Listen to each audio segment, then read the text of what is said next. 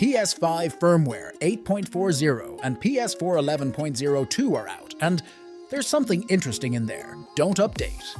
Well, that's a first, I think.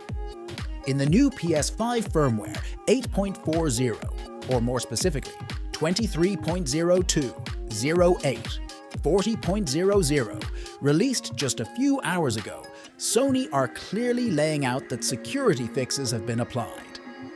I don't think I've seen this mentioned so clearly in a PlayStation update, ever. Anyway, you know the drill, but it's even clearer this time. If you're hoping to jailbreak your PS5 eventually, do not update. In parallel, PS4 Firmware 11.02 is out as well, with the exact same changelog. The Do Not Update recommendation applies as well, but read along. PS5 Firmware 8.40 and PS4 Update 11.02. What's new? PS5 23.02, 08, 40.00. We've made some security fixes to the system software. We've improved system software performance and stability. We've improved the messages and usability on some screens. PS4 11.02. We've made some security fixes to the system software. We've improved system software performance and stability. We've improved the messages and usability on some screens. Emphasis mine, you've read that right. Security fixes to the system software. Can anybody tell me if they've ever seen it laid out so clearly in a PlayStation firmware update before? I don't think I have. PS5 8.40 and PS4 11.02. Should I update?